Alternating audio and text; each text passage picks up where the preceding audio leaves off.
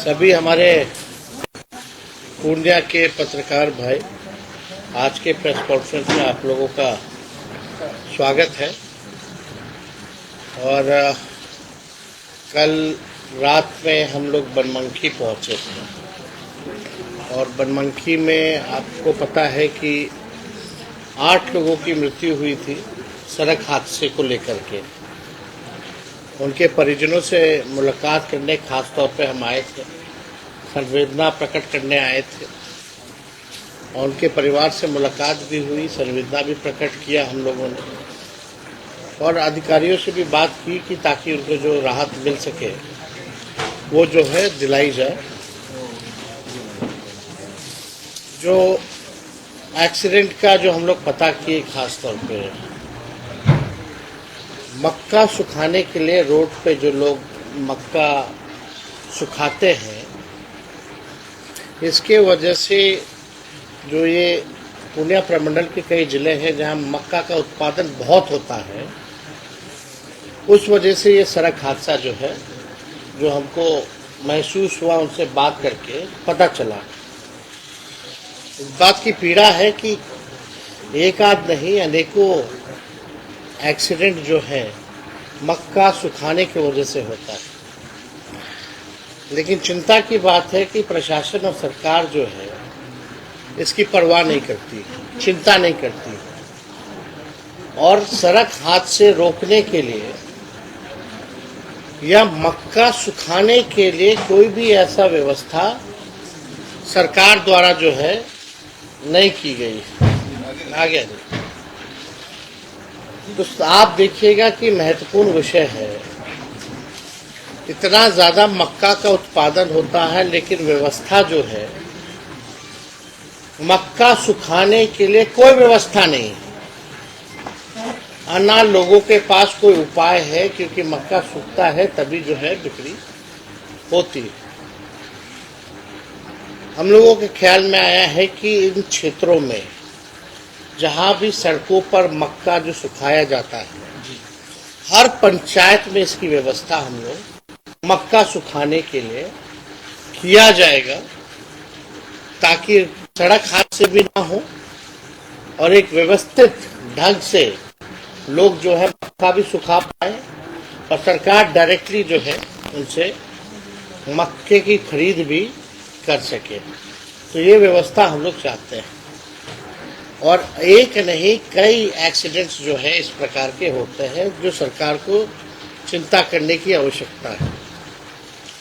दूसरा, हमारे सामने आप देख रहे हैं बैठे हुए हैं, हस्बैंड हैं, वाइफ हैं, इनकी पुत्री के साथ जो है, इनका जैसा कहना है, कल रात में हम मुलाकात भी किए, 14 साल की पुत्री रही, इनके साथ, इनके पुत्री के साथ बलात्कार हुआ, इनको जान से मार दिया गया, लेकिन कार्रवाई के नाम पे जीरो है। जो मुख्य आरोपी है उनको छोड़ा जा रहा है और पुलिस प्रशासन भी जो है इनको न्याय नहीं दिला रहा, बल्कि अपराधियों को ही संरक्षण देने का काम कर रहा है। और इस तरह के हादसे अति पिछड़ा परिवार, धार्मिक परिवार से आते हैं और इस तरह का हादसा होता है तो न्याय गरीबों को जो है मिलना चाहिए। पॉक्सो धारा जो थी वो भी हटा दिया गया है। पोस्टमार्टम रिपोर्ट जो है उसको भी जो है कहा जा रहा है कि रिपोर्ट जो है ढंग का नहीं आया है। कई दिनों से इनकी मांग थी, अपनी बात को भी रखना चाहेंगे, तो हम चाहेंगे कि इसके बाद जो है हम अपनी बात को रखें। पहले आप क्या क्या हुआ है, आपको क्या लगता है, आप अपना बात को रखें। हम आप लोगों को प्रणाम करते हैं। जो हमारी काजल बेटी थी, हमारे नाम अमित मंडल और हमारी बेटी काजल कुमारी, जो मक्का के घास लेने तौर पर गई थी और उनके साथ वो दरिंदों ने हमारी बेटी को पकड़ के और आँख में बालू दिया गया और दोनों हाथ तोड़ा गया और उनके साथ रेप किया और रेप करके उसको गला दबा के मार दिया गया। जो अपराधी जो गिरफ्तार हुआ उनको पकड़ा गया और उनको बेल भी हो गया, सजा भी हो गया, वो बाहर भी आ गए। बोला जा रहा है उनके बारे में दोनों निर्दोष है।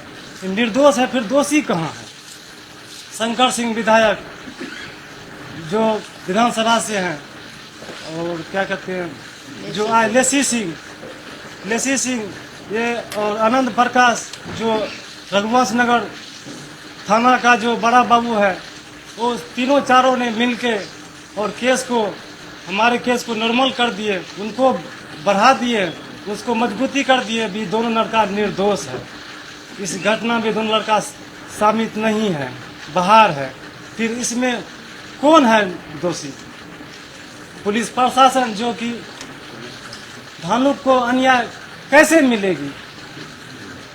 हम इंसाफ के लिए हम ठोकर खा रहे हैं, भटक रहे हैं और हमें इंसाफ नहीं मिल रहा है। 12 फरवरी को हुआ घटना कितने दिन में बाहर आए? और 3 महीना हो गया और अभी तक हमारे बेटे को इंसाफ नहीं मिल रहा। कब से जेल से बाहर? जी हो गया 10-12 दिन हो गया जी, 10-12 दिन से बाहर है और उनको कहा जा रहा है कि निर्दोष है। अपने बड़े अधिकारी से तो आवेदन दिया था और जो कि पोस्टमार्टम रिपोर्ट है उनके बारे में बताया जा रहा है जो रेप नहीं हुआ है। और पप्पू यादव हमारे घर पे आए, आश्वासन दिए, जो बोला इसमें 4 लड़कों का, इस बच्ची का बॉडी पे हाथ का निशान है और उनके गाल पे दांत काटा गया है, गला दबा के उसको मौत कर दिया गया है और रेप उसमें नहीं बता रहा है। इनका मतलब है रिपोर्ट को गलबला दिया है। ये देखिए, ये परिवार के लोग हैं और इनका साफ तौर पे कहना है कि कोर्ट के साथ जो है छेड़छाड़ जो है वो की गई। इसमें प्रशासन के लोग जो हैं वो भी जो है कहना है कि दबंग लोग जो हैं उनके दबाव में आकर के काम कर रहे हैं। सवाल है चाहे मर्डर हो या रेप हो, ये बात तो सत्य है कि अब वो 14 साल की बच्ची इस दुनिया में नहीं है। अगर 14 साल की बच्ची इस दुनिया में नहीं है तो क्या इनके माता पिता, इनके परिजनों को न्याय मिलेगा कि नहीं मिलेगा? ये सबसे बड़ा सवाल है। क्या अपराधी इसी प्रकार से खुलेआम घूमते रहेंगे? प्रश्न ये भी खड़ा होता है कि पुलिस का फेलियर है कि नहीं है। पुलिस का जो रोल होना चाहिए इस जांच को लेकर के, उस प्रकार से कोई गंभीर नहीं है। यानी हमारे बिहार प्रदेश में छोटी मासूम बच्ची के साथ मर्डर कर दो, रेप कर दो और पुलिस प्रशासन को कोई मतलब नहीं है जांच, निष्पक्ष जांच करने में या परिजनों को न्याय दिलाने में। तो पुलिस का मतलब क्या रह गया? तब तो पुलिस का नाम ही बदल देना चाहिए, कोई मतलब ही नहीं है। अगर आप दबंगों के दबाव में अगर आकर के काम करेंगे तो लोगों को न्याय कहाँ से मिलेगा? ये जगह जगह थाना कैला खुला हुआ है, पुलिस हेडक्वार्टर्स क्यों होते हैं, आईपीएस क्यों है? इसलिए नहीं ये व्यवस्था कराई गई है कि अपराधियों को पकड़े और निर्दोष लोगों को, जो पीड़ित परिवार है, पीड़ित लोग हैं, उनको न्याय दिला पाए। लेकिन पुलिस अगर ये काम नहीं कर रही तो इसका जिम्मेवार कौन है? जवाबदेही कौन लेगा? जब एमएलए और मंत्री ही अपराधियों का संरक्षण करने लगे तब बचा क्या फिर इस लोकतंत्र में? तो ये दर्दनाक घटना है और छोटी बच्ची है। हम लोग प्रशासन से भी मांग करते हैं कि इनको न्याय दिलाए। आखिर ये कब का मामला है? 12 फरवरी को। फरवरी का है। अब तक यानी कोई अपराधी नहीं पकड़ा गया और जो पकड़े गए उसको भी बोलता है कि निर्दोष है। निर्दोष है। तो इनका सवाल तो जायज है ना कि भाई आखिर दोषी कौन है? तो इसलिए हमको लगा, कल हम इनसे मुलाकात करने गए, कम से कम यहाँ के जो पत्रकार भाई हैं निष्पक्षता से इस परिवार को न्याय दिलाने की लड़ाई भी लड़ेगी और सच को लिखने का काम भी करेंगे। सर और इसलिए बारंबार धमकी देते हैं जो केस को उठा लीजिए। अब प्रशासन बताओ, आप ही बताइए।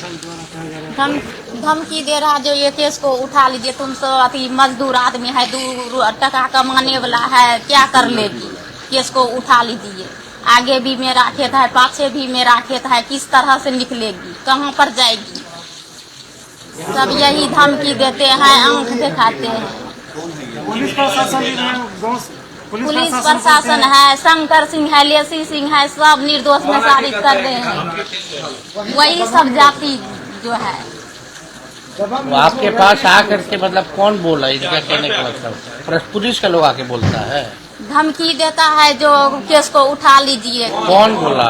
पुलिस प्रशासन बोल रहे हैं, वही धमकी वो परिजन जो पकड़ाए थे अपराधी सब, वो सब बोल रहे हैं जो केस को उठा लीजिए, तुम्हारा खाने के पैसा नहीं लोग जुटे पकड़े गए है, थे जो 2 लड़के, उन्हीं के परिवार के लोगों का इनका कहना है कि आगे पीछे उनकी जमीन है और पुलिस प्रशासन और उनके माध्यम से जो है इनको खुलेआम धमकी भी मिल रही है। केस नहीं मतलब उठाओगी तो तुम्हारा भी यही हाल कर देंगे, आगे भी निकलेगी, पाछे भी निकलेगी, यही हाल होगा जो तुम्हारा बेटी का हुआ है। देखिए, अगर इनके साथ इनके परिवार के साथ अब कोई अन्याय अगर होता है तो साफ तौर पे एसपी यहाँ के जिम्मेवार होंगे, मंत्री महोदया जिम्मेदार होंगी और विधायक महोदय जो है वो जिम्मेदार होंगे, एक साफ तौर पे। और हम तो गुहार करेंगे प्रशासन से कि इनको सुरक्षा भी जो है प्रदान की जाए और इनको प्रशासन न्याय दिलाने का काम करे।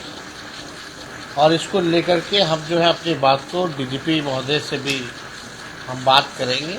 इस घटना का जिक्र जो है, जो हेड ऑफ द पुलिस जो डीजीपी होते हैं, दूसरी घटना उनसे भी जो है हम लोग जो है इसी इलाके में बात करेंगे। ये तो इस इलाके में एक आध नहीं, कई घटनाएं जो है पहले भी हो रखी है। उनके फादर भी है यहाँ और सब लगभग जो है बातें आ गई हैं, इनका एप्लीकेशन भी हम लोगों ने ले लिया है और लेकर के हम लोग सबको केसेस को लेकर के डीजीपी को हम सूचित करेंगे और यहाँ के एसपी साहब से भी हम जो है बात